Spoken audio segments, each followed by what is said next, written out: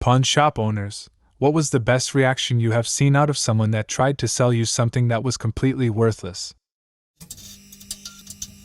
I did work for a couple of years. The most memorable one was only about 30 seconds. Large sweaty man walks in with a belt sander, set it down on the counter in front of me and plugged right in. Made direct eye contact and switched it on. The sander immediately made a loud popping sound and smoke began to rise. Unplugged it, turned around and walked out without a single word between us. I thought you were going to say he sanded your countertop. Having worked at a pawn shop before, I can say there are plenty of amazing stories of customers and their antics. Usually the best stories revolve around jewelry. This one woman came in with a big gold-colored ring and wanted to get a few $100s for it. Picking it up and looking at it, I could tell it was super fake, and I tried to explain that to her. She wouldn't buy it because the street vendor told me it was solid 14 KT. I went and picked up our huge earth magnet and put it near the ring, and it shot right to it. I explained that solid gold is not magnetic. She was stunned and couldn't believe that she had spent like $200 for it. The best one I had was a lady trying to pawn her grandma's antique DVD player. She said it was like 50 years old and wanted $100. I showed her the stamp on the back that said it was made in 2009, and she said, "Oh, I grabbed the wrong one." I would like to share the opposite. Girls thought they had worthless cards ended up being very worthwhile. I worked in a comic book shop that also sold trading cards. In this case, Magic: The Gathering. Two young girls came in, maybe 14-15 years old, with a small box of cards. They said they found it on their uncle's closet that passed away, figured it was worthless, and just wanted to see the worth. I thought the same, and opened up the box of cards to take a quick glance and was a little alarmed at what I saw: Alpha and Beta cards, a couple of Power 9 cards, and this was just the first 10 cards in. I stopped, said, "I'm really sorry, I'm not familiar with these older cards." I lied, I just wasn't authorized to try to buy something of this magnitude. "I'll need to call the store owner." I called him, and at first he was annoyed because the other store he was visiting had a Ford plow through the front window. He just said to not bother with a trade-in, until I causally mentioned some of the cards there in the stack. He said, "Don't let those cards leave the building. I'm on my way," and hung up. The girls couldn't wait, and I asked if they wouldn't mind leaving the cards with me, along with their names and phone numbers, and we could get back to them. When the owner came in, he went to the back, got some gloves, and went through all the cards. I stayed after my shift because I just wanted to see it unfold. The owner gained like 10,000 respect points from me when the girls and an older woman, presumably somebody's mother, came back in, as he was straight with them. He said, "What you have here is all very worthwhile. There isn't a card in this box that would sell for less than about $5. But these cards here," he fanned out some cards that I couldn't see, "are the most valuable in the box. And this 1-inch," he pulled a card away, "would sell for the price of these, and the entire box, at least twice as much. I do not have enough money available to make you a fair offer. What you have here is easily worth about $20,000 to a collector." The girls' mouths dropped open. The owner offered them everything he had available in the shop, about $6,000. They accepted. Also work in a shop, and sometimes it feels nice to tell people they do have a gold mine instead of the same worthless polybag death of Superman no one gives a fuck about. I used to work in a surf shop. We used to throw the shitty boards, ones we couldn't sell, were broken or were projects for later, in the backyard of the shop. One night someone stole some of the boards unbeknownst to us, and then he came round and tried to sell them to us. Yes, he tried to sell us the boards he stolen from us.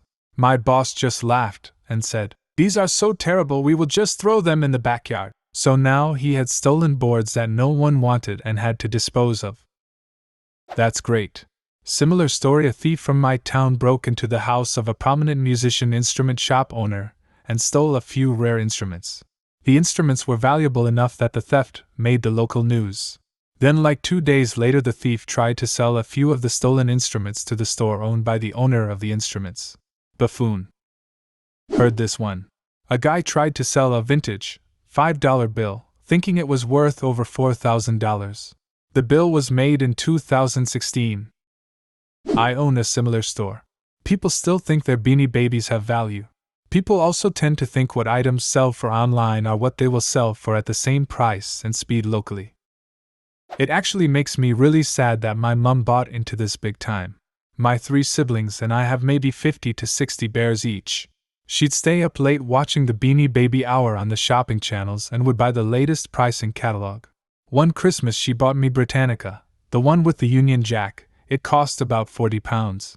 That was my entire gift. We were not well off at all. I've never even been that keen on teddies or stuffed animals. Now our attic is essentially a graveyard for Beanie Babies and my mother's hopes for a retirement fund. It makes me angry that people think that mass-marketed recently produced products could be valuable soon. It was the same with wall plates when I was young. Wall plates? I know. Oh man, my great-uncle owns a pawn shop and some of the shit there is hilarious or heartbreaking. 1. People trying to sell free old TVs they got on Craigslist for hundreds of dollars because now they are vintage. 2. Obviously rented instruments for their kids' band class that have tags on them from the rental place. 3. And oh geez, do people get pissed about engagement rings? He literally has a bag of engagement rings. They're so easy to come by. Women tend to be sad when they find out they get almost nothing or are fake. Men tend to get aggressive, enough that he has my cousin up front watch out extra careful when he tells the dude he can't pay really much of anything for what the dude thought was an investment ring. 4. The excuses people make when obviously stolen stuff are just horrible, especially if he asks them if they can prove they are the owner of the item. On the other hand, if someone isn't trying to sell their wedding ring, especially if it's a lady with kids, he's been known to just give them $50 and send them on their way. My cousin who works with him has a stack of brochures for drug and alcohol treatment resources and stuff like that she regularly gives out. Woman came in trying to sell her late grandmother's antique Civil War doll to make some money. Had to explain to her it was just some cheap decorative whiskey bottle from the 1970s. Still had some in it. She was a little disappointed, but her grandmother was an alcoholic so she wasn't surprised.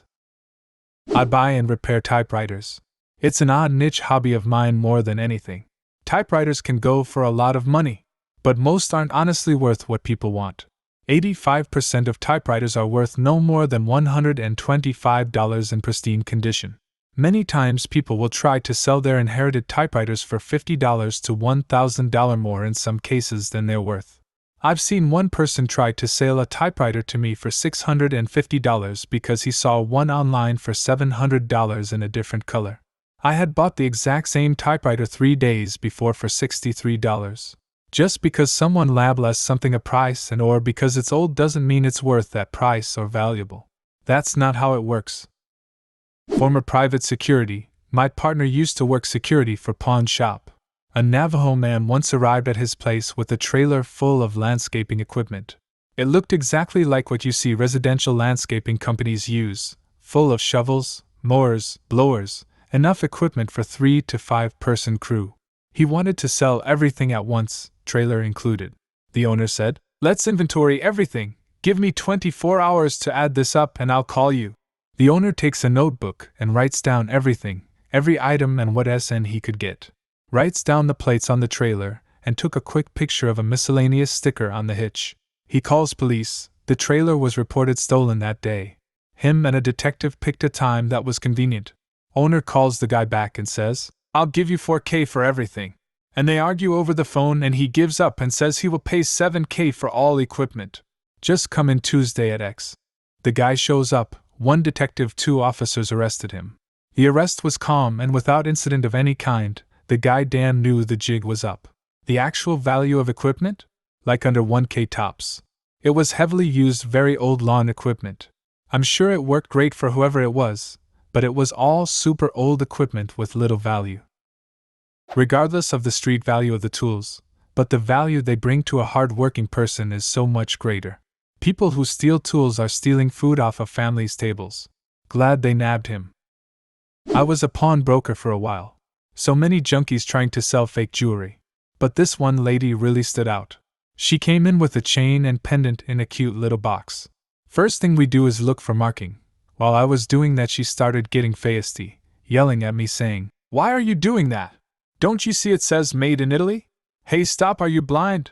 At this point I'm like, "Okay lady, we can't take this. It's not real gold," and she just flips out saying it doesn't matter, it's from Italy and this and that. called me stupid and flipped the finger at all the staff. All we did is laugh, but as she revved off she hit a BMW and the owner saw her. We turned over the security taping to the cops. Fuck that lady. Not the owner, but I worked in a small pawn shop for about 3 years, and my personal favorite was a greasy guy came in and dumped out a garbage bag of broken computer fans and a few assorted computer parts. We laughed for a few minutes and realized this guy was serious. My boss asked him how much he wanted for it all, and the guy said he didn't know how much it would be worth, but he heard there was gold in computer parts. We had to break it to this guy that the plastic computer fans had no gold in them, and we can check out the other parts. My boss gave him $5 for his trouble. Do you have a similar story? Leave a comment and subscribe to the channel if you want to see more videos like this one.